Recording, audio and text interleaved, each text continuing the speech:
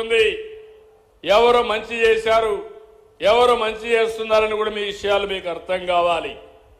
ఈరోజు చూస్తే నిన్న నాకు బాధ కూడా కలిగింది. ఢిల్లీకి పోతే అక్కడ కాంగ్రెస్ పార్టీ ఇంత మంచి కార్యక్రమం, ప్రపంచంలో అన్ని దేశాలు వచ్చాయి, అన్ని దేశాలు వచ్చి వాళ్ళు చేసిన ఆవిష్కరణల్ని మనకు చూపించడం, మనం చేసే మంచి పనులు వాళ్ళు నేర్చుకోవడం, మనం చేసిన పనులన్నీ అభినందించే పరిస్థితికి వచ్చారు.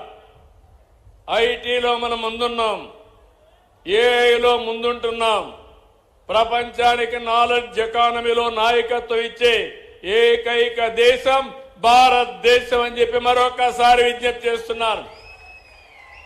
అలాంటి మంచి కార్యక్రమానికి శ్రీకారం చుడితే కాంగ్రెస్ వాళ్ళైతే బట్టలిప్పేసి తిరుగుతారు. అక్కడ ఏమనాలి నాకైతే అర్థం కాలేదు. చాలా బాధ కలిగింది, ఆవేదన కలిగింది.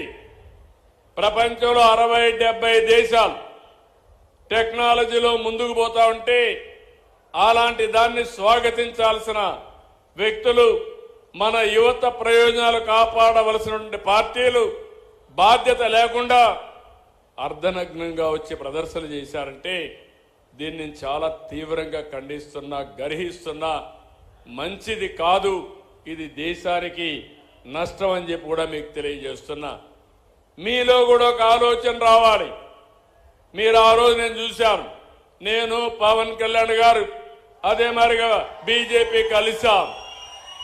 ఆ రోజు మీ అందరికీ ఒక మాట చెప్పాను, మేము ముగ్గురం కలిసింది మా కోసరం కాదు, ఈ రాష్ట్రాన్ని పునర్నిర్మాణం చేయాలి, పూర్వ వైభవం తేవాలి, సంక్షేమం, అభివృద్ధి, సుపరిపాలనకు నాంది పలుకుతా ఉంటే నేను ఎన్నో ఎన్నికల్లో పోటీ చేశాం.